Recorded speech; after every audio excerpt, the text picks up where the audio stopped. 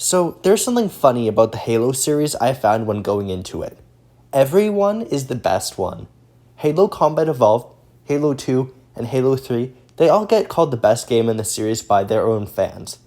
This is a series with an absolutely huge bar for any game to clear, as well as any spin-off to live up to. Funnily enough, the two spin-offs developed by Bungie, Halo 3 ODST and Halo Reach, those absolutely get called the best in this series as well. So, me and Leaky Luminary are going to continue our Halo review series with the first of the Halo spin-offs, no, not Halo Wars, skipping that for now, Halo 3 ODST. If you haven't watched any videos on that trilogy, here's the obligatory suggest you watch that before this video, as we might call back to stuff we said in those videos. With that said, let's see if the spin-off really can match up to what the main series already had. Halo 3 ODST starts with a Star Wars-ass opening crawl set across a stormy background, basically explaining how humanity is losing. Billions of humans have been killed, and one of Earth's biggest cities, New Mombasa, which we previously explored in Halo 2, is almost completely under Covenant occupation. To make matters worse, we play as Rookie, the rookie member of a UNSC force called the ODST, and we're separated from our squad. The main format of the game is discovering what happened to our allies in a noir-inspired New Mombasa with a smooth jazz soundtrack, and ultimately making a small victory over this overwhelming force in a beautifully tragic way. You don't play as any Spartans, and ODST is a very human-feeling game. In fact, there's a cute detail I liked. The protagonist of this game is like Master Chief in the fact that our game starts with him being woken up, but instead of being frozen for whatever conflict might arise, it's just because he's lazy. So that's how ODST will be, a smaller, more human game. This is an excellent way to do a spin-off, and discovering what happened to your squadron this way was interesting and cool. If you recall my first video, one of my big issues with Halo Combat Evolved was the lack of a personal connection to the Covenant. I thought this was fixed in Halo 2 with the introduction of the Arbiter, but I didn't even realize how much better it could be, how compelling the personal animosity toward the Covenant is in this game. We get to see the actual consequences of what they've done to a real human city. Halo 3 ODST is an interesting experience. Perhaps the most interesting game in the series. Halo 3 ODST, which will be abbreviated as ODST for the rest of the video, is less a new game and more a glorified expansion of Halo 3. In particular, it uses the same engine, basic gameplay, graphics, weapons, and AI from its predecessor. However, it changes the basic formula in a few ways, which makes the game harder and less aggressive in style. It also has a much more down-to-earth story, fitting for a game that takes, you guessed it, entirely on Earth. Combined with the noir-style setting and jazz-inspired soundtrack, it makes for an experience truly unique from the others, despite a relative lack of serious changes. ODST changes gameplay in a couple of ways that mainly serve to make the game harder. For one, your health doesn't regenerate. Why? Because you aren't a badass Spartan super soldier who drank food out of a tube for your entire life. If you're hit while your stamina is down, the damage stays. Oh yeah, stamina. Stamina is just a new form of shields. You have no bar for stamina, instead getting more red jam splattered on your face. Once the red jam starts messing with your vision, you should seek cover lest you take too much damage. In order to restore health, you need to use a health pack, which also restores your stamina on top of that. Health packs are limited, however. Save them. I like to remember the game's shield mechanics like this: red jam for the shields, top bar for the health. The player also deals much less melee damage, with it barely hurting brutes and struggling to kill grunts and jackals. Combined with your non-regenerating health, the game feels much more similar to 2 in design, but, fair. Tactical gameplay that relies on stealth, precision, situational awareness. Rushing, on the other hand, to reflect this change in gameplay, the game adds a couple limiters and additions. The most stark change is the loss of the all-powerful motion sensor. You must listen to your surroundings and look at enemies to know where they are. I know, crippling. Keeping a keen eye ear out is essential to survival. And in certain places, the lack of motion senses is downright absurd. The second change is a brand new map. The map tracks enemies and objectives, allowing you to see enemies on larger maps that you usually couldn't with just a sensor. This lets you plan movements carefully, taking out enemies one by one for an immersive stealth experience. You also lose a new sandbox element from the last game, equipment.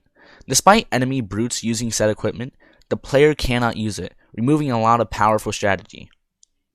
But instead, you gain a new yet much beloved boost of mine, an extra grenade in all slots. Grenades are honestly way better than equipment, and having an extra sticky grenade can make the world of difference. The new throw arc sucks though. It feels like I'm tossing a piece of cotton candy. I feel like I'm forgetting something. Oh yeah, a giant screen-wide gamma boosting environment ability that outlines enemies and your allies. I hate the visor. Technically, it helps you. However, that's bad. You don't want it to help you since this is supposed to be a harder game, and much of the game takes place at night. Once you have something that illuminates the entire screen, the nighttime setting is diminished. And that's a part of the reason why I think Kirby and Heroes Jotaro struggled to really maintain his immersion, at least from what I could see from what he said. That maybe that's what's lacking. The fact that the nighttime isn't really that dark. The player gains some access to some cool new toys of their own. A silenced SMG and a pistol. The new SMG entirely replaces the old with a smaller clip, but more accuracy, a scope, and much more damage. It also has the benefit of not alerting enemies when you are not engaged with in the open world. This may seem minor, but this can prevent a nigh unstoppable snowball of enemies trying to kill you, especially on Legendary, which is, in my opinion, the best way to experience this game. With the pistol, it has almost zero damage, but has a ton of other boons that make it way better than the old one. For one, its ammo capacity has been increased to the standard 12, and the long-forgotten scope from Halo CE makes its triumphant return. Boasting the best accuracy of any pistol in the original series, this savvy little pea shooter is excellent for easily dispatching jackals and grunts, as well as finishing off brutes without shields. Just don't go for body parts or shielded enemies, as you may as well be tickling them. Technically not a new addition, but the Spartan laser now appears in more than 2 levels, which is cool, I guess, especially since you don't want to be in vehicles in this game. Now, each of the playable ODST members in the campaign don't really have that much of a personality necessarily. Their dynamic is fun to see play out. I do like them, but most feel kinda generic. Halo's story has never been the main draw, and it's still not the number one draw of the game here, but I still find the personalities and the dynamic of each character to at least be better here than the main trilogy, since it's more focused on. Every character has this distinct personality, and you do get a lot of that personality from playing as them in flashbacks. So yeah, the protagonists might be generic soldier archetypes, but at least it's pretty fun to see them, and they do get at least past the feeling distinct point, which is something I can't say about some of the other games. The story itself doesn't impress me too much, but it's still alright, and I think the setup and format of the story is probably more interesting than the story itself. Like, finding a flashback story, that's probably going to be more interesting than a flashback story. The ending is also a relatively small affair. At the end, you recruit an alien called an engineer who gives you information on the Covenant. Oh hey, Johnson is here. I do wish this had more of an impact on the series, and this small victory felt more compelling. Like, maybe there is something, I'm just not that familiar with the Halo lore, but getting something more than just information on the Covenant would have improved the story. That's just a small fix that could have made it better, though, in my opinion. The lack of an interesting atmosphere was one of my biggest issues with Halo 3. Here, it is a priority. When you play as the Rookie, New Mombasa is dark and spooky under Covenant occupation, and exactly the atmosphere I wanted and more. This is a very memorable game to play, And I imagine long after I forget what something's gameplay is like, I'll remember what it looked and felt like. New Mombasa looked cool and all in Halo 2. The highway section especially comes to mind as a memorable moment. But in ODST, it has much more of a character to it. It's somber, moody, and tragic, yet it's a model of a futuristic city the world looks up to. All flashback missions take place in New Mombasa and surrounding area as well. I'd actually expect them to look similar to how the Rookie's open world hub was like, and some of them did, but a lot of them didn't.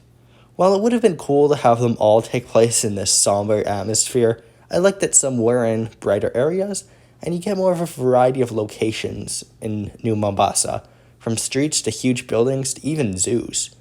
It means you get more of a traditional Halo experience in some sections, and it also gives more character to New Mombasa as a location. And there are plenty of audio logs too, but as someone who doesn't go for collectibles too much, I got 2 of them, but they're cool. They flesh out the world in a cool way. At least the 2 I got were. It also creates a really cool effect where you move through some segments as the Rookie in the ruined New Mombasa that you also got to play as in flashback missions. That never gets old, and there are less enemies too, so it's not like you're playing a level twice. It adds that sense of character New Mombasa has. Yeah, vehicles in this game kinda suck. The thing is with Halo vehicle combat is that you take a lot of damage, but you're expected to recover it quickly. In Halo 3 ODST, it really doesn't work because you can't recover your health. You sit back the entire time just shooting at whatever bullet sponge and waiting for it to die, because if you try to engage with it normally, it's way too risky. I would say a little more, but it's basically my same grievances and likes with Halo 3. So if you want, you can just watch that video to see my opinions there. There's no need to bloat this one. The atmosphere is perfect. The game is no longer the go get him tiger, fuck him up style of old. It feels much more reserved and dangerous. Perhaps an underrated aspect of the game is the HUD itself. In Halo, you generally have a bright blue or purple HUD sporting geometric shapes and a futuristic feel. The hands of your character sport brightly colored armor and fully colored hands. You have no voice apart from being hurt, and you tower over most others. In ODST, you instead have a muted beige colored HUD, streamlined and less blocky. Your hands have dark, fingerless gloves and black armor on your arm. Your character has certain voice lines if you kill enemies. Your mama never loved you, and she dresses you funny. You grunt noticeably when injured, and you start panting when your stamina is low. The visor increases your FOV when on, and you may even have different animations from Spartans or Elites using different weapons. This perfectly encapsulates what it means to be an ODST. An extremely skilled soldier, yet just as squishy as anybody else when hit with a bullet. Aside from this, you're also shorter. Brutes are way taller than you, grunts are now on your height, and jackals are a little taller than you. This really lets you appreciate just how small humans are compared to the Covenant. Adding on to this is the exceptionally crafted environments. Most of the game takes place in the night of New Mombasa, a dark area with a deceptive amount of story hidden in it. Graffiti is plastered on the walls, people claiming it's the end of times, or even a repeat of. Many ammo and weapon pickups even have small stories attached to them. Sometimes you can find a dead police officer next to a dead brute. There will be a shotgun, half loaded with the health pack, and strangely enough, a fire grenade, which only brutes carry. You see bodies of elites packed together, reminiscent, well, not really reminiscent, directly alluding to the Great Schism, with a beam rifle in the middle of them. But my favorite example is in the beginning. There, you enter a building with loads of dead grunts, brutes, and 2 dead marines. Going upstairs, you see human blood on the walls and loads of dead grunts. Eventually, the blood stops, and you enter a room with a dead officer and 2 sniper jackals leaning over the body, implying one of 2 things. that this one solo officer killed all those grunts or brutes, but was either cut short by the jackals or bled to death. I live for this type of environmental storytelling, something underused by most other games. The actual story presented is a little less spectacular in my opinion. On one hand, it's a loosely connected series of events with very little explanation of how they connect. On the other hand, it's normal humans interacting in a Halo game. I love that. Just the witty banter of each other, or the dry humor when they know they're fucked. Hell, even when Romeo is injured, the sniper, you can see the teammates worrying about him, but they try to keep pushing, have a sense of humor to not lose hope. I love that, man.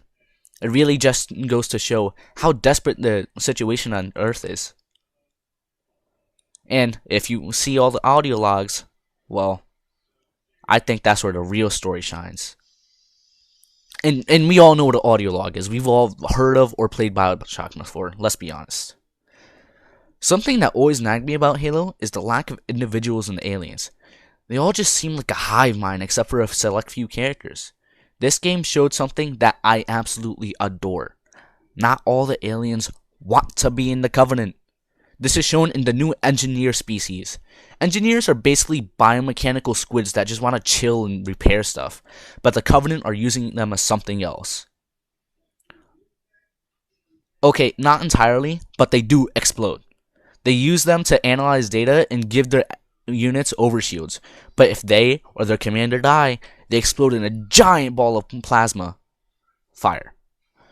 We don't know that they're being used at first, but when you do, damn, pulling that trigger becomes that much harder. This game has a stellar soundtrack. I'm gonna say nothing about it because it's just so good, you have to experience it for yourself. I'll give you a couple of things. It's jazz inspired, and it's good. But you already knew that second part since it's Halo, and Halo has good music. Overall, Halo 3 ODST is an exceptional game, held back by the fact that it is a spin-off. It's dark and moody, but in order to make sure that players have fun, they have to add something that makes it so you can actually see. Even though it should be a darker, horror-focused game, they ruined the atmosphere. I have a tear rolling down my cheek right now. It's terrible. Of the changes in the game, I still think that it's impressive they did what they did with such a small team and little funding. They provided many core gameplay changes and even entirely different soundtracks. Now that's effort. Well now, I believe I rambled on a little too much, considering that I stuttered basically every other word. So, without a further ado, thank you Kirby and Heels Jotaro for letting me on your video for the 4th time, and hopefully not the last. See you next time. Linky Luminary, going dark. So, can you believe it's been so long without me actually talking about the gameplay? Yeah, usually I put the gameplay segments first, but I knew almost instantly with this game that I had to put the story and atmosphere first. This is indicative not of bad gameplay or anything, but the fact that, like I said before, atmosphere is the priority. So the gunplay, in theory, is the same as Halo 3, but it didn't feel the same at all due to the changes made to this game. The areas you fight in also play a big part in it too, but probably the biggest change is that health no longer heals up. Not every Halo character can be super soldiers made from kidnapping and cryogenic freezing, and so the protagonists of this game need health packs to restore HP, like back in Halo Combat Evolved. This made the game more difficult generally, and forces you to play in a more reserved manner. I normally play in a reserved manner, and I could still feel a pretty noticeable change in my gameplay, as charging at enemies isn't as viable an idea, and picking off enemies with snipers or beam rifles is a way safer bet. I like this change for a spin-off, but I imagine it might get a bit annoying if this was the Halo series status quo moving forward. Speaking of a change to Halo's gameplay and future entries, dual wielding is removed from the game, as is usable equipment, but that would come back in Reach, and be stripped out of the series entirely at Halo 5 for some reason. Anyways, I don't actually mind this, because again, it's a more somber and personal game, and you're not controlling a Master Chief level badass. But then something happened. A lot more traditional Halo segments with a lot of action, loud and bright and bombastic, happened in flashbacks. Even vehicle segments, which I actually didn't expect considering how the game started, but I was glad to be proven wrong. It is pretty funny how this game has more variety than Halo 2. Anyways, I do think this game could have and should have had dual wielding, but I don't think this small spin-off is to blame for the mechanic not returning. It at least has a fine reason to not be here, even if I think it should have been. It is a fun mechanic, but I ultimately never use it too often, so I understand why people want it back, and I think it should come back to the Halo series as well, but I don't think it's that pressing of an issue. I imagine 343's games have way bigger issues to fix. One thing I found with ODST is that brutes are almost reaching Halo 2 levels of tankiness. Don't get me wrong, they're still miles away from being that annoying, and one or two melee attacks will kill them. Not something I could say about Halo 2 brutes, but overall I found their shields to take way too many hits to take out at times, and it did get a little annoying after a while. Man, I kinda miss fighting the elites instead of the brutes. Hopefully there are plenty in Halo Reach. So all in all, I felt ODST's combat to be a bit weaker than most of the trilogy, but still a solid experience in its own right. This is one of the few Halo games where combat is like 50% of why you play it though, not like 90%. I like a lot of what Halo 3 ODST does on paper. An emphasis on atmosphere and exploration of a smaller corner of the Halo universe, well, I guess our planet, is great. And I wish they would do it with more things from the Halo series. Imagine a horror-focused title where you fight the Flood, or maybe even a game where you play as the Covenant. But anyways, the atmosphere wasn't as striking for most of the game as I would have liked, and at times it felt at odds with the bombastic action of the Halo series.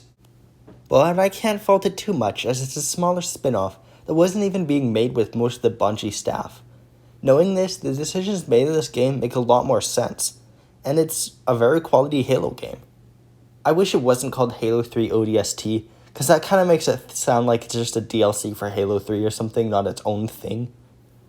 Anyways, in terms of how I'd rank the Halo games so far, I think it would go 3, then CE, then ODST, then Halo 2. Not a single game I'd rank lesser than excellent. We'll have to see where Halo Reach lies in this roster of great games in the next video. Like I said before, God knows a lot of people consider it the best one too. With that said, that's everything for now, so thank you so much for watching, and I'll see you later.